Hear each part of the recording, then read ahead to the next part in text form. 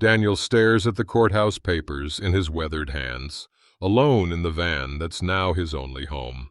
The harsh overhead light flickers, casting shadows across the divorce settlement that gave him nothing but this rusted vehicle, while Rebecca kept their house, businesses, everything they'd built over 40 years. A teardrop splashes onto the document, blurring her signature. He remembers their first car, her smile as they planned their future. Now, strangers' laughter from the courtroom echoes in his mind, the public humiliation still raw. Ever faced betrayal that shattered your world? Share your story below, like if this touches your heart, and follow to see how Daniel transforms unexpected loss into his greatest triumph. His fingers trace the van's dashboard, wondering how he'll survive at 65 with nowhere to go. Outside, rain begins to fall, drumming against the metal roof as he allows himself one night of tears before tomorrow's first step forward.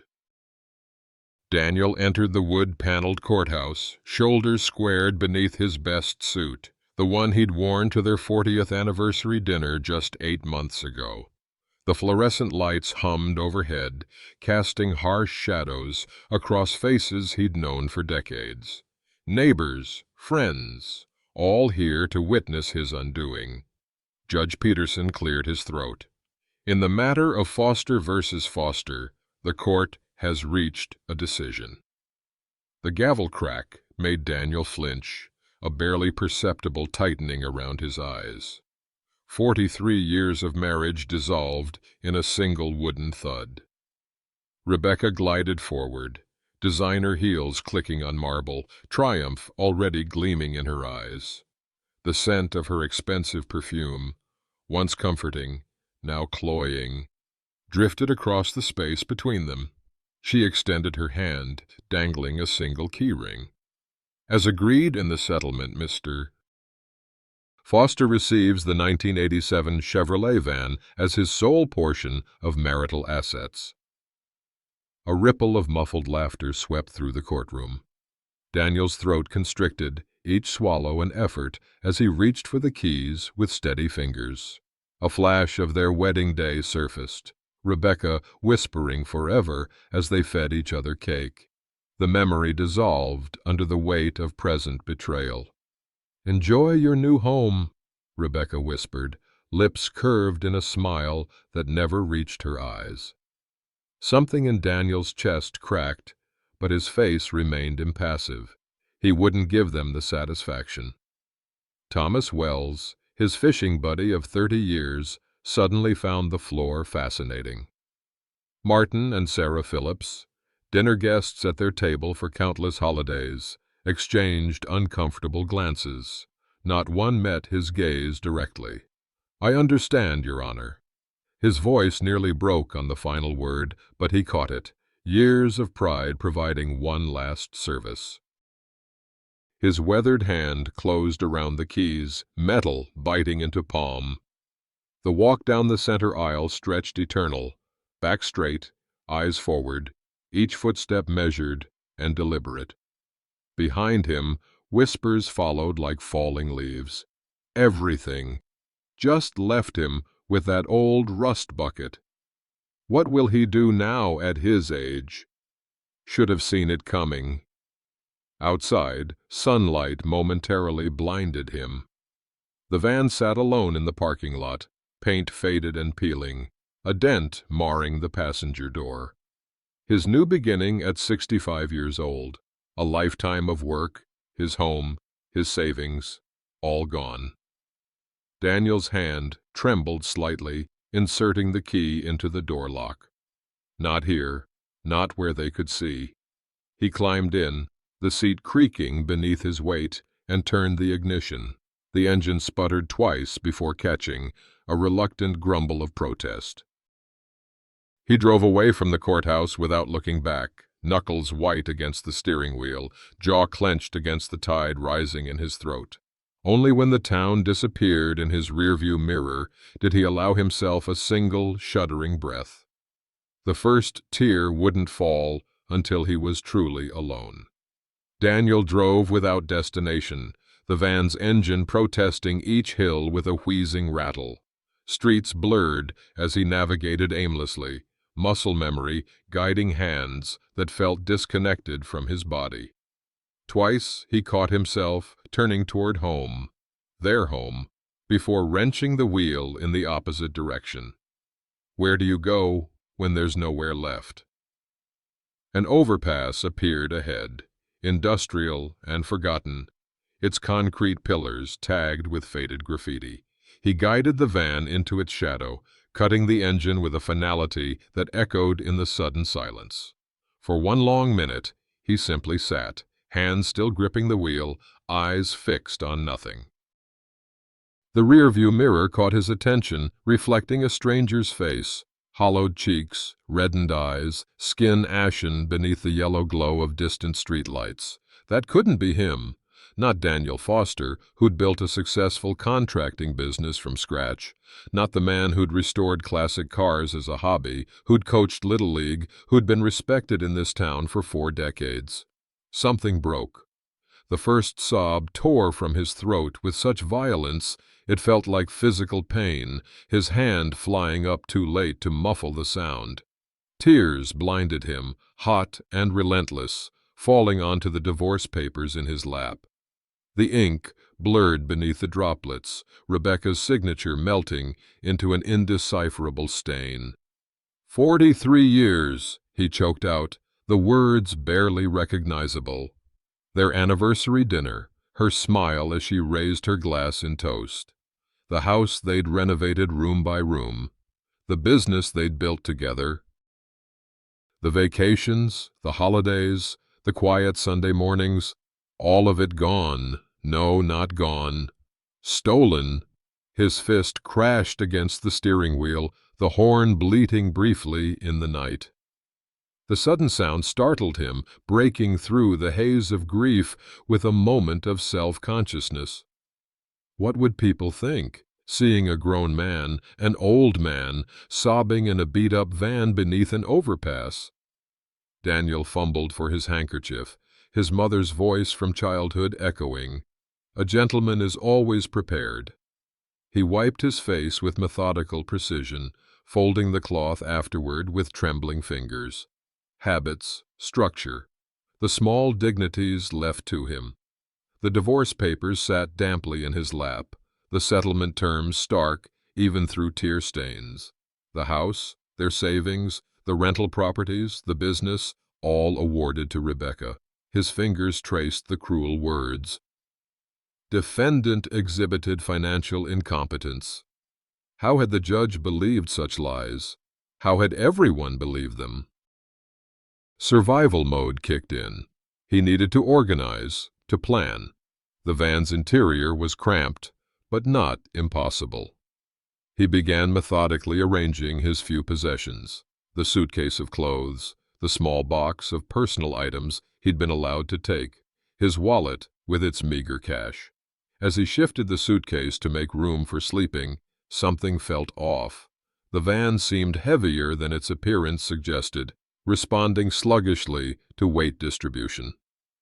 Daniel's contractor's eye noted the unusual resistance when he pressed against the interior panel. Odd construction for a standard vehicle. He paused, momentarily distracted from his grief by professional curiosity. Something wasn't right with this van. The thought drifted away as exhaustion claimed him, his body slumping against the seat, emotionally spent. Outside, headlights swept briefly across the van before continuing onward, illuminating tear tracks on the face of a man whose life had been reduced to what could fit in a rusted Chevrolet. Tomorrow would require strength he wasn't sure he possessed.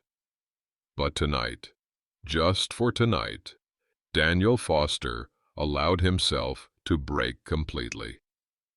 Morning arrived with cruel brightness, sunlight filtering through the van's dusty windows and drawing Daniel from fitful sleep. His neck protested as he straightened, body stiff from the awkward position. For one disoriented moment, he reached for the familiar comfort of his bedside table before reality crashed back. This was his life now.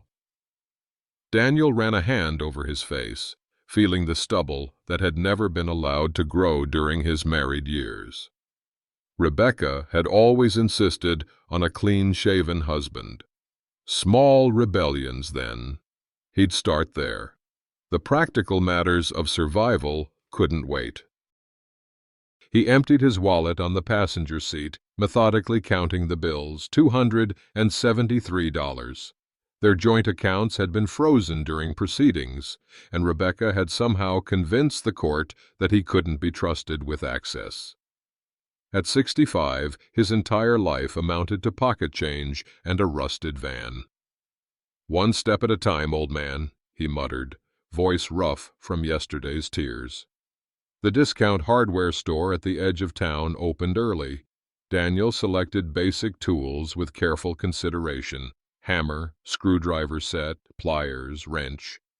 The clerk, barely 20, glanced at his rumpled suit with poorly disguised pity. "Working on a project, sir?" The forced brightness in her voice stung worse than outright mockery. "Something like that," Daniel replied, dignity wrapped around him like armor as he counted out exact change.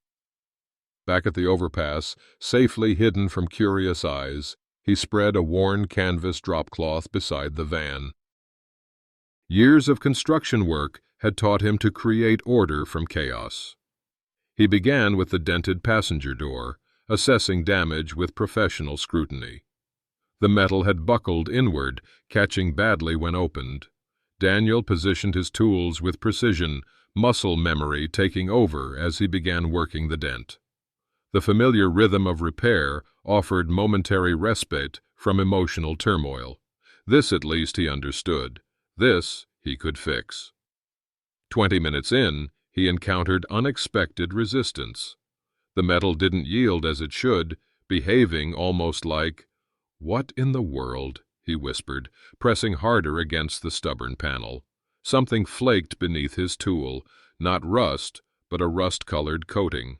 Sunlight caught the surface beneath, reflecting with unmistakable brilliance. Daniel scraped more carefully, revealing a small patch of gleaming metal. Not steel, not aluminum. His breath caught. It couldn't be. With trembling fingers, he scraped another small area, confirming what seemed impossible. The dull exterior had hidden something extraordinary. The metal beneath shone with the unmistakable luster of gold. Daniel quickly glanced around, paranoia suddenly gripping him. The underpass remained deserted, only distant traffic noise breaking the silence. Heart pounding, he leaned closer, examining his discovery with contractor's precision. This wasn't gold-plated. The depth and weight suggested something far more substantial. "Impossible," he breathed, but his experienced eye told him otherwise. The sound of approaching footsteps froze him in place. Instinctively, Daniel shifted position, shielding his discovery from view.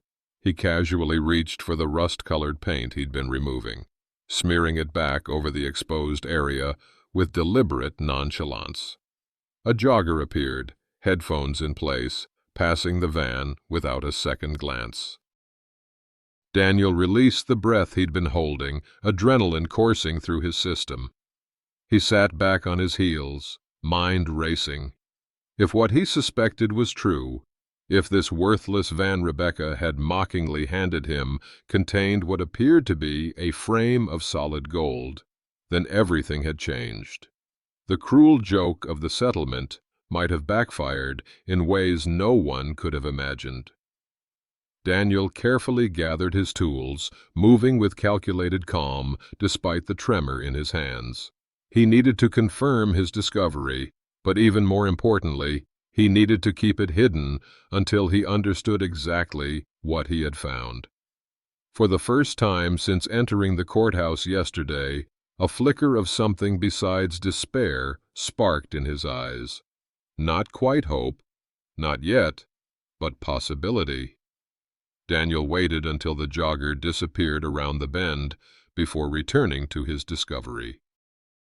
With careful precision, he cleaned a section of the van's frame, heart pounding against his ribs as more of the gleaming metal emerged beneath the artificial rust coating.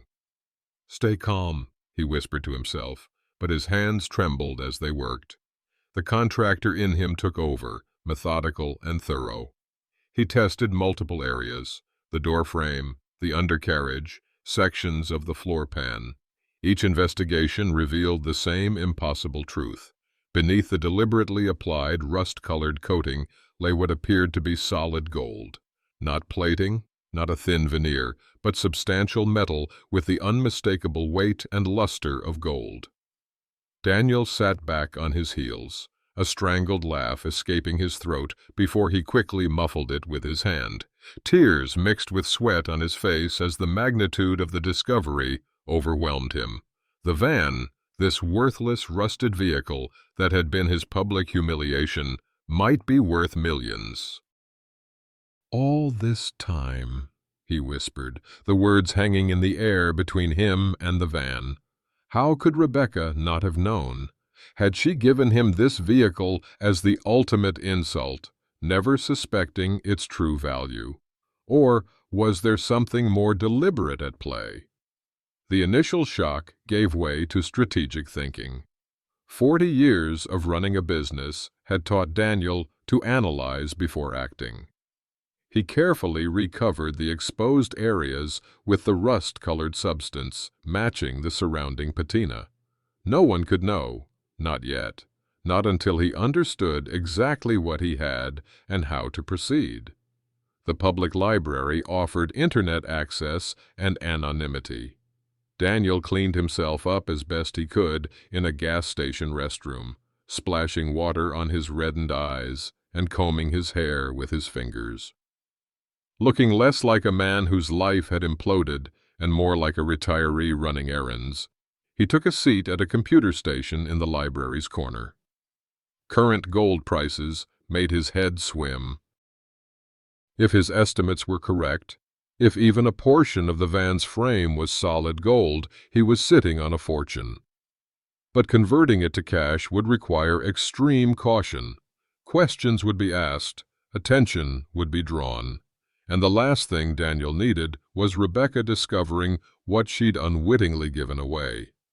He researched methodically, making careful notes in the small notebook he always carried.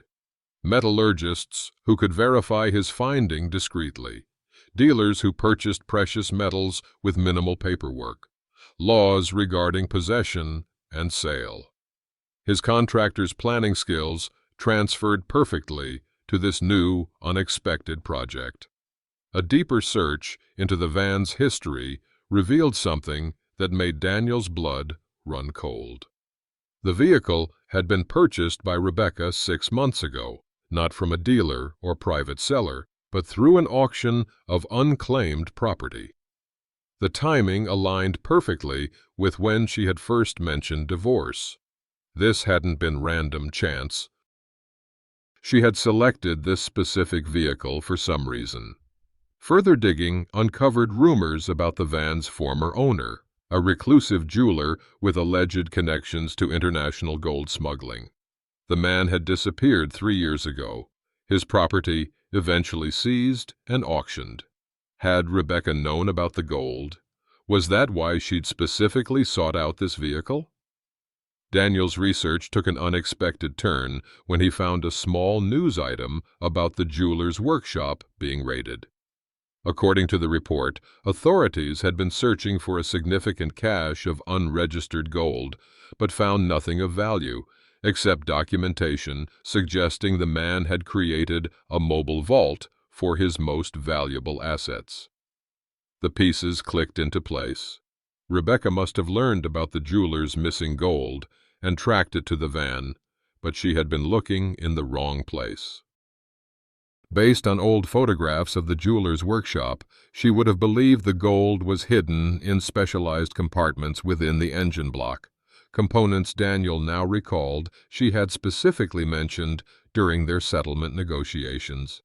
"You can take that worthless van, but don't go selling parts from it," she had said with a smirk. "It's barely worth the scrap metal." But Daniel had already replaced those engine components during his initial assessment of the vehicle, finding nothing unusual. The gold had never been hidden in secret compartments. It had been hiding in plain sight, transformed into the very structure of the van itself, disguised under artificial rust. The irony was almost too perfect. Rebecca had given him what she thought was a worthless shell, believing she had cleverly kept the valuable components for herself, never realizing the entire frame was the treasure. Daniel carefully formulated his plan. He would need to sell the gold gradually, in small enough quantities to avoid attention. The proceeds would fund a modest new beginning, perhaps a small automotive repair shop where his skills could provide legitimate income while he slowly converted his unexpected windfall into security for his remaining years. At the neighboring town's reputable jewelry store, Daniel sold his first small piece of gold, carefully cut from an inconspicuous section of the undercarriage. He had prepared a plausible story about inherited jewelry, making sure to appear neither too eager nor too desperate. The transaction went smoothly, providing enough cash to rent a small workspace and purchase essential tools. As he drove away, with the first installment of his new future in his pocket, Daniel felt something he hadn't expected, not vindication or triumph, but a quiet, steady resolve. Rebecca had tried to leave him with nothing. Instead, she had inadvertently given him everything he needed to rebuild. "Some things take time to fix right," he murmured to the van as they drove toward an unexpected tomorrow. The engine's rumble seemed to agree. The industrial district on the outskirts of Millfield offered anonymity, a blessing for a man whose public humiliation was still fresh gossip downtown. Daniel found a small garage unit with a roll-up door, concrete floors, and little else. The landlord, indifferent to Daniel's circumstances, accepted first month's rent in cash with minimal questions. "Power works. Water's in the back. Don't burn the place down," the man had said, dropping the keys into Daniel's palm before walking away. Daniel stood in the empty space, footsteps echoing. Light filtered through grimy windows, dust motes dancing in the beams. This small rectangle of concrete and corrugated metal represented his new beginning at 65. "Well," he said to the emptiness, "we've started with less." He had carefully budgeted his first gold sale. After rent came basic equipment, a tool chest, hydraulic jack, work lights. He kept expenses minimal, knowing each dollar spent was one less toward establishing stability. The van remained his home, parked behind the garage at night, its true value his most carefully guarded secret. A hand-painted sign, Foster Auto Repair, and a small advertisement in the local penny saver completed his initial investment. Then came the hardest part, waiting. Days passed with excruciating slowness. Daniel kept the garage open from sunrise to sunset, organizing tools, cleaning the space, preparing for customers who didn't arrive. The appointment book remained blank, its empty pages a daily reminder of his precarious position. He recognized the irony. The van contained enough wealth to buy a mansion, yet he couldn't access that wealth without raising dangerous questions. He was simultaneously rich and destitute, sleeping in a vehicle worth millions while counting pennies for meals. On the fifth day, Thomas Wells drove past slowly. Daniel's former fishing buddy, the same man who had laughed in court, made eye contact through the open garage door before quickly accelerating away. Word was spreading about his new business, but not in ways that brought customers. By the second week, Daniel's carefully maintained composure began to crack. He sat alone at closing time, the single bulb casting harsh shadows across the empty garage, A tear escaped before he could catch it, landing on the blank appointment book with quiet finality. "What are you doing, old man?" he whispered to himself, the empty space amplifying his words. "Who starts over at 65? The gold in the van mocked him. What good was hidden wealth if using it would bring unwanted attention? He needed legitimate business, both for income and to explain any gradual improvement in his circumstances. But who would trust their vehicles to a man the entire town believed had financially ruined his family business? The sound of an engine outside interrupted his thoughts. Daniel quickly wiped his eyes, straightening his posture as headlights swept across the garage interior. A battered pickup truck pulled up, its engine making the distinctive knock of a failing carburetor. The driver, an older Hispanic man with salt and pepper hair and work-weathered hands, stepped out and approached with a critical eye that took in both the garage and its owner in one sweeping glance. "You Foster?" the man asked, his voice carrying the slight accent of someone who had learned English in childhood rather than infancy. "Yes, sir, Daniel Foster." He extended his hand, hoping the man couldn't see the remnants of tears. "Miguel Sanchez, my carburetor's shot to hell, and Jackson's garage wants 3 days and too many dollars to fix it." He nodded toward his truck. "Heard you opened shop. You any good? Ever felt knocked down when others counted you out? Share your comeback story below, like if this resonates, and follow to see if Daniel's golden opportunity leads to sweet justice or bitter regret. Daniel hesitated only briefly. "Been working on engines since before most mechanics in town were born. I can have it running right by tomorrow afternoon." Miguel studied him, eyes lingering on Daniel's hands that showed decades of practical work despite their recent cleanliness. "Good hands know their business," he finally said. "How much?" Daniel quoted a fair price, lower than competitors, but not so low as to appear desperate. Miguel nodded once, decisive. "Parts store closes in 30 minutes. I'll help you get what you need." They drove to the supply store in Miguel's sputtering truck, arriving just before closing.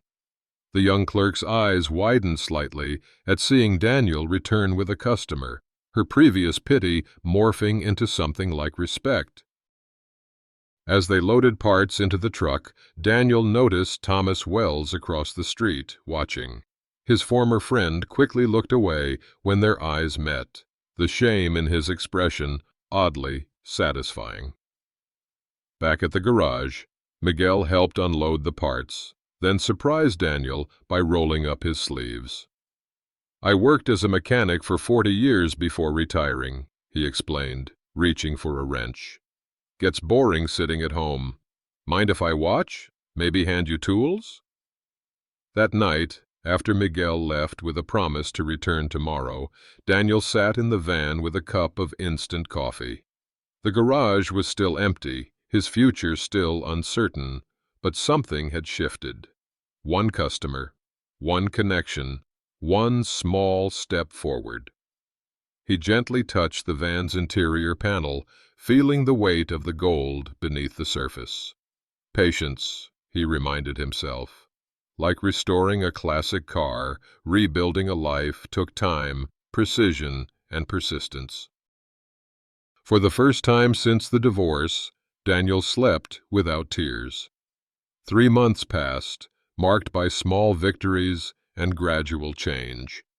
Miguel's repaired carburetor became Daniel's first success story, leading to recommendations that slowly filled the once empty appointment book.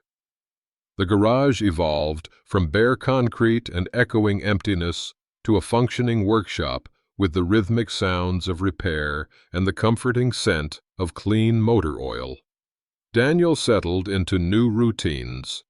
Early mornings began with a careful gold extraction from an inconspicuous section of the van, followed by a drive to neighboring towns, where he sold small pieces to different jewelers on a rotating schedule. The proceeds funded gradual improvements to the garage and supplemented his growing but still modest legitimate income. Miguel became a regular presence, his retirement hobby of helping at the garage transparently about more than boredom. He brought coffee each morning, offered advice on local suppliers, and introduced Daniel to his extensive network of friends and family who needed automotive work. "My cousin's transmission is slipping," he would say casually, or "my neighbor's son's girlfriend needs brake work." Each connection expanded Daniel's customer base beyond the shadow of his public humiliation. The appointment book now showed multiple entries daily. Daniel hired a part-time assistant, a technical school student named Jason, who was eager to learn from someone with decades of experience. The garage expanded physically, too. A small waiting area with comfortable chairs replaced the single metal folding chair, and professional diagnostic equipment supplemented Daniel's experienced ear. "You've got the touch," Miguel observed one afternoon as Daniel diagnosed a complex electrical issue that had stumped other mechanics. "People are noticing." Indeed, the town's perception was gradually shifting. Customers who initially came only because of Miguel's recommendation returned on their own, drawn by Daniel's fair prices and meticulous work. The whispers changed from pitying to respectful. On a crisp autumn morning, Daniel opened the local newspaper to find an article about business closures affecting downtown. Among them, Rebecca's boutique clothing store and real estate office, both facing bankruptcy proceedings. The article cited mismanagement and excessive overhead as contributing factors. A small photo showed Rebecca emerging from the courthouse, her expression tight with strain. Daniel folded the paper carefully, surprised by his own reaction. The vindication he might have expected felt hollow, tempered by memories of the woman he'd once loved. The young schoolteacher who had believed in his dream of starting a contracting business, who had kept the books during those early struggling years. That afternoon, Thomas Wells's luxury sedan pulled into the garage. Daniel straightened from under the hood of a minivan, wiping his hands on a shop rag as his former friend approached hesitantly. "Daniel," Thomas nodded, unable to maintain eye contact. "Heard you're the man to see about a transmission problem." The moment stretched between them, weighted with unspoken history. Daniel could have refused service, could have reminded Thomas of his courthouse laughter, could have indulged in the petty satisfaction of turning him away. Instead, he simply gestured toward the bay. "Pull it in. I'll take a look." Relief washed over Thomas's face as he handed over his keys.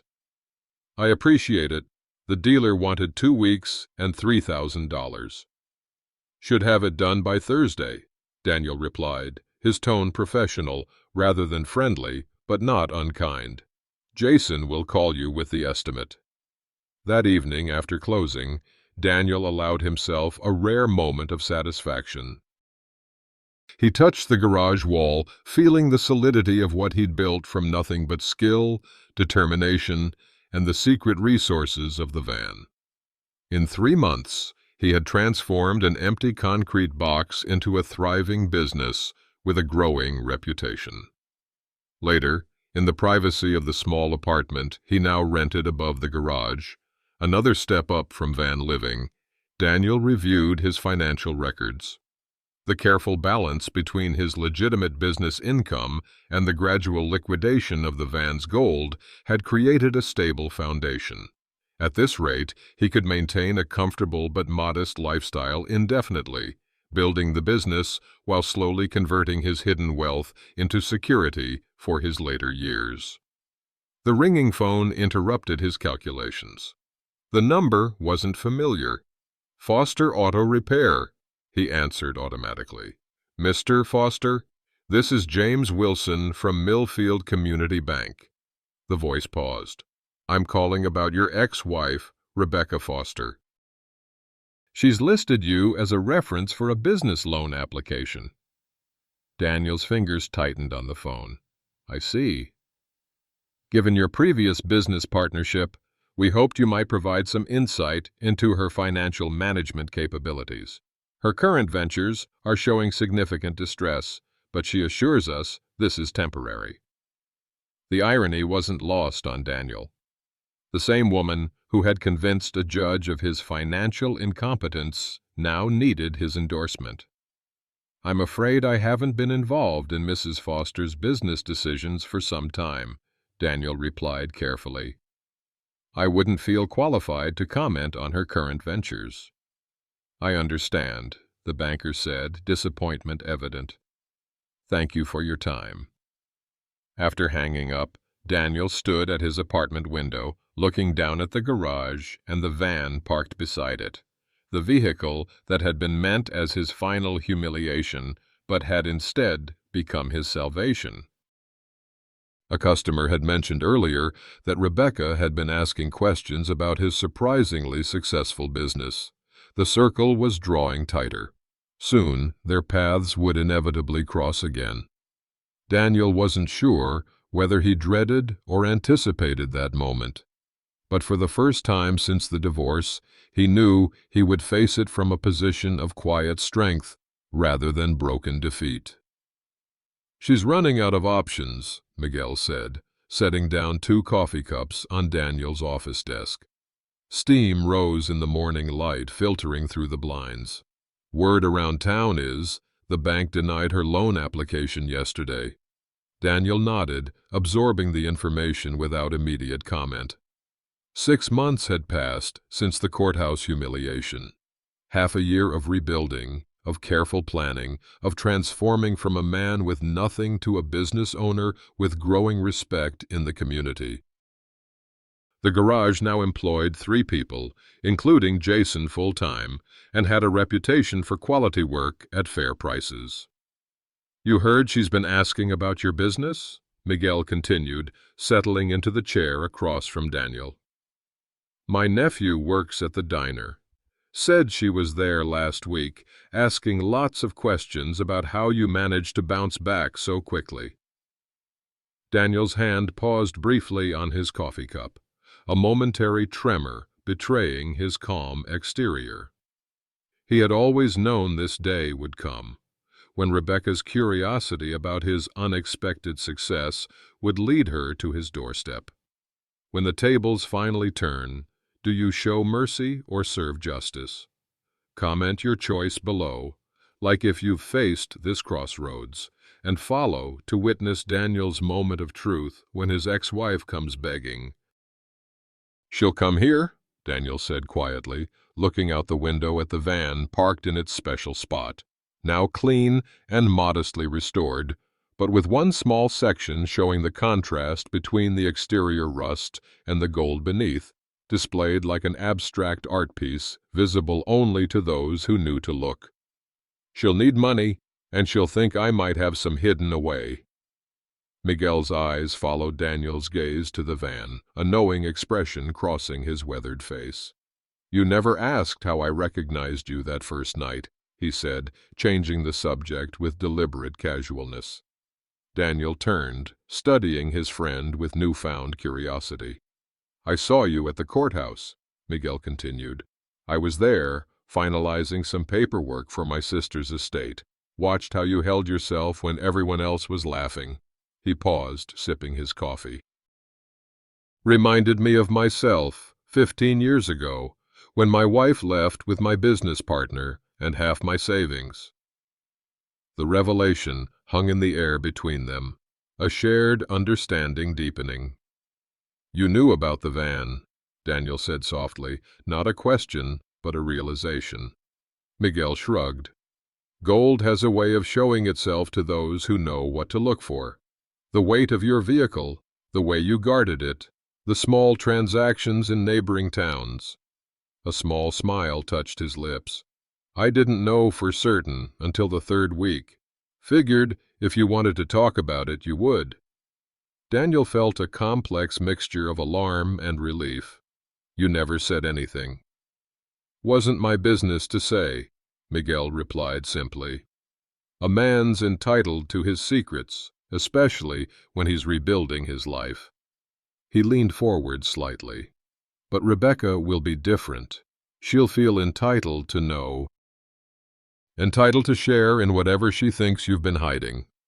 Daniel stood, moving to the window that overlooked the garage floor where Jason was already working on the day's first vehicle. The business was real now, legitimate, growing, built on more than just the secret gold that had funded its beginning. Even without the van's hidden wealth, Foster Auto Repair had become something valuable on its own merits. "What will you tell her when she comes?" Miguel asked, joining him at the window. Daniel considered the question, remembering the courthouse, the laughter, the deliberate humiliation. For a fleeting moment, he imagined the satisfaction of revealing the van's secret to Rebecca, showing her that her final cruelty had backfired spectacularly. The fantasy dissolved quickly, replaced by something steadier, more dignified. "Nothing she doesn't need to know," he finally answered. As if summoned by their conversation, Jason appeared at the office door. "Mr. Foster, there's a call for you on line 1. It's Mrs. Foster, your ex-wife. Says she'd like to meet with you about an urgent business matter." Daniel and Miguel exchanged glances, the older man's raised eyebrow saying everything without words. "Tell her I'm available tomorrow morning at 10, Daniel replied, his voice calm despite the quickening of his pulse. After Jason left, Miguel placed a hand briefly on Daniel's shoulder. "Whatever you decide, I'm with you. But remember, some treasures are worth more than gold." Daniel nodded, understanding his friend meant more than just the metal hidden in the van's frame. The real treasure had been finding his own strength again, rebuilding not just a business, but his sense of self-worth. That evening, Daniel spent extra time in the garage, methodically cleaning tools that were already spotless, organizing cabinets that needed no improvement. The physical activity helped calm his mind as he prepared for tomorrow's confrontation. He'd known it would come eventually. Rebecca would have watched his gradual success with growing suspicion. The modest apartment, the expanding business, his recovered dignity. All would have festered in her mind, raising questions about how a man she'd left with nothing had managed to rebuild so quickly. What she couldn't know, what Daniel had protected through careful planning and discretion, was that the van's gold remained largely intact. He had extracted only what was necessary, preserving the majority of his unexpected wealth for a future that still remained uncertain. Tomorrow, Rebecca would arrive expecting to find leverage, seeking whatever advantage she could extract from their meeting. She would come with practiced charm and calculated desperation, the same tactics that had won her sympathetic treatment during their divorce. Daniel closed the garage, checking locks with habitual thoroughness. As he climbed the stairs to his apartment, he felt not anxiety, but a strange sense of completion, as if a circle that began in that courthouse was finally drawing to its natural close. Whatever happened tomorrow, he would face it not as the broken man who had driven away from the courthouse 6 months ago, but as someone who had found value in what others had discarded, including himself. 10 o'clock arrived with mechanical precision. Daniel had been at the garage since 6, working on a transmission rebuild to steady his hands and focus his thoughts. He wore his usual work clothes, clean but functional, a far cry from the suit he'd worn to court 6 months earlier. This was his territory now, and he would meet Rebecca as himself, not as someone trying to impress or appease her. The familiar sound of her luxury sedan, a distinctive purr that once represented their shared success, drifted through the open bay door. Daniel wiped his hands methodically on a shop rag, nodding to Jason and the other mechanics who had been briefed about the upcoming meeting.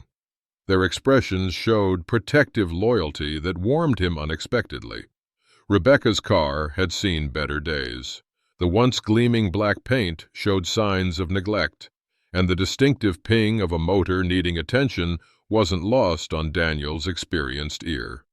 She parked precisely in front of the office, taking an extra moment to check her appearance in the rearview mirror before emerging. She was still beautiful. That hadn't changed. Designer clothes, perfect makeup, hair precisely styled. But Daniel noticed the subtle signs others might miss. The slight fraying at her sleeve cuff, the shoes a season out of date, the tightness around her eyes that spoke of sleepless nights. The garage fell unnaturally quiet as she walked through the Bay Area, her heels clicking on concrete. Heads turned, not just the mechanics, but the waiting customers too. And everyone in town knew their story, and this unexpected reunion had the weight of public theater. Daniel stepped forward, meeting her halfway. "Rebecca," he acknowledged with a simple nod, his voice steady. Her practiced smile faltered slightly at his composure. Perhaps she had expected anger, bitterness, or the broken man from the courthouse. Instead, she faced someone who stood comfortably in his own space, surrounded by evidence of his success. "Daniel, you're looking well," she replied, her tone carrying the forced brightness he recognized from countless social functions. "Your business seems to be thriving." "We stay busy," he answered, gesturing toward his office. "Would you like to talk privately?" The small office reflected Daniel's practical nature, organized, functional, without pretension. Rebecca settled into the visitor's chair, her gaze sweeping the space and lingering momentarily on the framed business license on the wall, dated just 5 months earlier. "You've done well for yourself," she began, setting her designer handbag on her lap. "I admit I'm surprised at how quickly you've established all this." Daniel sat behind his desk, the position giving him a subtle psychological advantage he hadn't planned but appreciated nonetheless. Hard work and good service tend to pay off in this town. "What can I do for you, Rebecca?" She paused, recalibrating her approach. The small talk and feigned pleasantries weren't working as they might have in the past. "I'll be direct," she finally said, her voice dropping its artificial cheer. "I'm in a temporary financial situation that requires immediate attention. My businesses have experienced unexpected setbacks due to market conditions beyond my control." Daniel waited, offering neither sympathy nor satisfaction. "The bank has been unreasonably cautious about extending additional credit," she continued. "I thought, given our history and your apparent success, you might consider a short-term business loan, a partnership of sorts." She leaned forward slightly, the movement calculated to appear earnest. "I would offer very favorable terms." "A partnership," Daniel repeated, the word hanging between them with all its irony. "Like our marriage was supposed to be." Rebecca had the grace to look momentarily discomfited. "The past is the past, Daniel. This is strictly business. I'm simply suggesting that since you've managed to acquire capital somehow, this could be beneficial for both of us." "I'm curious," Daniel said, leaning back slightly in his chair. "What made you think I'd have money to lend? You left me with nothing but a rusted van 6 months ago. Everyone in that courthouse heard you say so." A flicker of frustration crossed her face. "Obviously, you had resources you didn't disclose during our settlement." "I'm not here to reopen old grievances, just to propose a mutually advantageous arrangement." "I see." Daniel's calm response clearly wasn't what she had expected.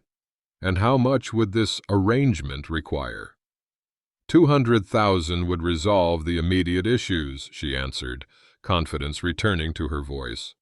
With my business experience and your capital, we could structure something quite profitable. Daniel nodded thoughtfully, as if considering the proposal. That's an interesting offer, Rebecca, but I'm afraid I must decline. I don't think you understand the opportunity. I understand perfectly, he interrupted gently. But my focus is here. He gestured toward the garage beyond his office window. I've found I have a talent for finding value in things others have discarded. Rebecca's eyes narrowed slightly. If this is about the divorce, it's not, Daniel said, and meant it. It's about choices. You made yours 6 months ago. I've made mine since then. She studied him with growing frustration, unable to reconcile the confident man before her with the devastated husband she had last seen.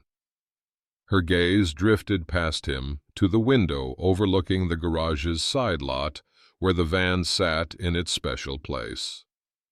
You still have it, she observed, surprise evident in her tone.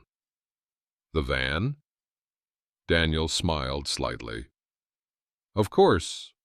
It's been quite valuable to me. Something in his phrasing caught her attention. Rebecca's eyes fixed on the vehicle, noticing for the first time the small section where the exterior rust gave way to the gleaming metal beneath. Understanding dawned slowly across her features, followed quickly by disbelief. That's not... It can't be, she stammered, rising halfway from her chair. Just a reminder that appearances can be deceiving, Daniel said quietly. Something I've learned to appreciate lately. Rebecca sank back into her seat, calculations visibly racing behind her eyes. Daniel, if what I think is true, we should discuss. There's nothing to discuss, he said firmly. What I have, I've earned. Through hard work here at the garage and some fortunate circumstances. I wish you well with your businesses, Rebecca, but our financial entanglements ended with the divorce. Her composure cracked fully then, desperation breaking through the carefully maintained facade. You can't just sit on a fortune while I lose everything. That van was part of our marital assets. If there's something valuable about it that wasn't disclosed. According to the settlement you arranged, Daniel interrupted calmly, the van was thoroughly assessed and determined to be of minimal value. Your words, not mine. The court record is quite clear on that point. Rebecca's mouth opened and closed without sound, the legal trap of her own making becoming clear. She had insisted on the record that the van was worthless junk, a final humiliation rather than a legitimate asset. Any attempt to claim otherwise now would raise serious questions about her prior testimony. This isn't over, she finally managed, gathering her handbag with trembling fingers. Actually, Rebecca, I think it is. Daniel stood, signaling the end of their meeting. I truly do wish you the best.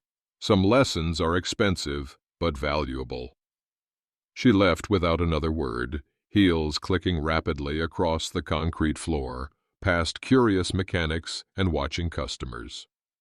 Through the window, Daniel observed her pause at her car, looking back at the van with naked longing before driving away. Miguel appeared at the office door moments later, eyebrows raised in silent question. It went as expected, Daniel said simply. You didn't tell her everything, Miguel observed. She figured out enough, Daniel replied. Any more would have been unnecessary. The older man nodded approvingly. Some victories are sweeter when they're quiet. Daniel returned to the transmission he'd been rebuilding earlier, finding comfort in the familiar work. The confrontation he'd anticipated for months had come and gone, leaving not the vindication he might once have craved, but something more valuable. The knowledge that he had faced his past with dignity and emerged stronger. The van gleamed in the midday sun, its secret still largely intact, its true worth known only to those who had earned the right to see beneath its surface. Winter gave way to spring, marked by the gradual greening of the small flower beds Daniel had planted along the garage's entrance. The humble additions, marigolds and petunias in simple arrangements, symbolized something deeper than mere decoration. They represented permanence, the luxury of planning beyond immediate survival. 1 year had passed since the courthouse humiliation. Foster Auto Repair now employed 5 people, including a bookkeeper who managed the growing business with professional efficiency. Daniel had expanded to the adjacent unit, doubling his workspace to accommodate increased demand.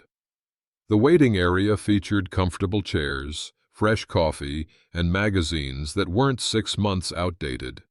Small touches that reflected his commitment to treating people with dignity. As for the van, it remained in its special place beside the garage, partially restored, but deliberately maintaining the contrast between its rusted exterior and the glimpse of gold beneath. Daniel had removed only what was necessary over the past year, preserving the bulk of his unexpected wealth while establishing legitimate success through the business. The afternoon was winding down when an elderly sedan limped into the parking lot, its engine making the distressed sounds of imminent failure. The driver, a man in his 70s with stooped shoulders and gnarled hands, emerged looking worried. "I know you're about to close," he said apologetically as Daniel approached. "But this is my only transportation, and it just started making this awful noise on my way home from the doctor's." "Let's take a look," Daniel replied, gesturing toward an empty bay. "I'm Sam, by the way," the older man offered as they walked.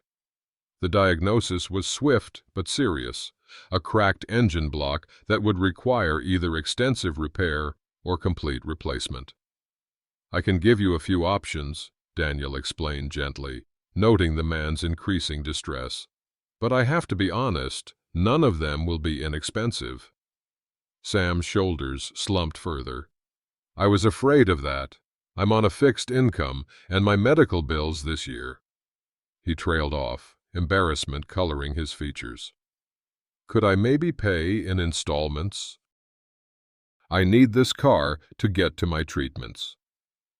Daniel studied the man before him, recognizing the particular vulnerability of aging, the fear of dependency, the struggle to maintain autonomy when resources dwindled. It was a mirror of his own situation a year ago, when dignity had seemed as scarce as money. "Tell you what," Daniel said, making a decision. "I've got a rebuilt engine that would fit your model. Previous customer couldn't complete payment, so it's just taking up space in my storage. I could install it at cost for the labor, and we can work out manageable payments." It wasn't entirely true.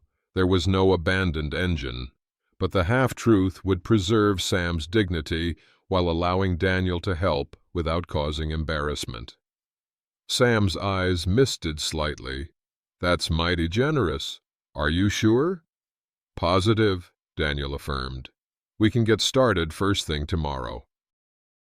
"Need a ride home tonight?" After arranging transportation for Sam, Daniel closed the garage and climbed the stairs to his apartment. The space had evolved over the months, simple but comfortable furniture, landscape photographs on walls that had once been bare, bookshelves filled with volumes on automotive repair and business management. A home, not just a place to sleep. From his window, he could see the van in the fading light. Its transformation from symbol of humiliation to foundation of rebirth seemed appropriate. Like the vehicle, Daniel had appeared worthless to those who couldn't see beneath the surface, discarded at an age when second chances rarely came. The phone rang, interrupting his reflections. It was Miguel, calling with the news that Rebecca had finally sold her remaining property and moved to another state, closing the chapter completely. "Heard she never said a word about the van to anyone," Miguel added. Too proud to admit she gave away a fortune, I guess. After hanging up, Daniel sat quietly, processing the information. There was no satisfaction in Rebecca's downfall, only acceptance that some chapters needed to end before others could begin. The next morning, Daniel arrived early to begin work on Sam's car. As he gathered tools, a familiar luxury sedan pulled into the lot, not Rebecca's, but Thomas's. His former friend approached with the tentative air that still characterized their interactions. "Morning, Daniel. Brought you some coffee." Thomas extended a cup from the local cafe. Daniel accepted with a nod. Their relationship remained professional rather than personal, but the bitterness had faded over time. "Heard about what you're doing for old Sam Wilson," Thomas said after a moment. "Word gets around." Daniel shrugged. "Just good business." "It's more than that," Thomas countered, then hesitated before continuing. "Listen, the community center is putting together a mentorship program for kids interested in trades. They're looking for experienced people to teach basic automotive skills. Thought you might be interested." The offer represented something significant, not just recognition of Daniel's expertise, but reintegration into the community that had once witnessed his humiliation. "I'll think about it," Daniel replied, though he already knew he would accept. After Thomas left, Daniel began work on Sam's engine replacement, finding satisfaction in the familiar rhythm of mechanical problem-solving. Jason joined him later, the young man's skills having developed impressively under Daniel's mentorship. "Mr. Foster," Jason said during a break, "I've been meaning to ask you something." He gestured toward the van. "Why do you keep that old thing? You could afford any vehicle you wanted now." Daniel considered the question carefully. "Some things are worth more than their apparent value," he finally answered. "That van reminds me that what looks worthless to one person might contain something precious to another. Good lesson for a mechanic." As the day ended, and Sam drove away in his repaired car, tears of gratitude in his eyes, Daniel took a moment to appreciate how far he had come. From sleeping in a van to owning a thriving business, from public humiliation to community respect, the journey had transformed him as much as his circumstances. He approached the van, running his hand along its side, until he reached the small section where gold gleamed beneath the artificial rust. The vehicle that was meant to be his final humiliation had instead become the foundation of his rebirth. Daniel had no illusions about the future. At 66, he was building a life that might last another decade or two at most. But he had discovered something more valuable than gold in the process, the knowledge that dignity wasn't something others could take away, only something you could surrender. The light faded as Daniel locked up the garage, casting long shadows across the parking lot. Tomorrow would bring new customers, new challenges, new opportunities to find value in what others overlooked, including, perhaps most importantly, himself. You've been there, haven't you? That moment when everything you built over decades crashes down around you, leaving nothing but the echo of laughter and the sting of betrayal. Like Daniel standing in that courthouse, keys to a rusted van clutched in trembling hands, you felt the weight of starting over when society expects you to be settled. The cruel joke that wasn't funny, the public humiliation that follows you home and whispers in the darkness. Trust breaks, hearts crack, dignity bleeds. But here's what I've come to believe after witnessing Daniel's journey. Our worth isn't determined by what others see on the surface. Like that old van with its golden secret, we carry value that isn't always visible to those who've stopped looking. Those weathered hands that others dismiss, they hold decades of skill that can't be taught overnight. That quiet voice they talk over, It carries wisdom earned through 1,000 mistakes and triumphs. Remember how Daniel sat alone in that empty garage, a single tear falling onto blank pages. We've all had those moments, when starting over at 60-something feels impossible, when the laughter of former friends follows us into dreams. The coffee grows cold, the clock ticks louder, and doubt whispers that maybe it's too late for second chances, but morning always comes. We rise, bones creaking like old porch swings, and face the day because that's what we've always done. One step, then another. One small victory leading to the next. The dignity isn't in never falling, it's in how we stand up again, dust off our knees, and keep moving forward. Perhaps the truest wealth isn't what we accumulate, but what we discover when everything else is stripped away. The gold beneath our rust, the strength we never knew we had until it was tested, the knowledge that our story doesn't end with someone else's cruelty, but continues with our own resilience. So tonight, as you sit in your favorite chair, remembering both losses and victories, know this: your worth isn't diminished by someone else's failure to see it. Like Daniel, you carry gold beneath the surface, valuable not because of how others appraise you, but because of who you've become through all these years of living, loving, losing, and rising again.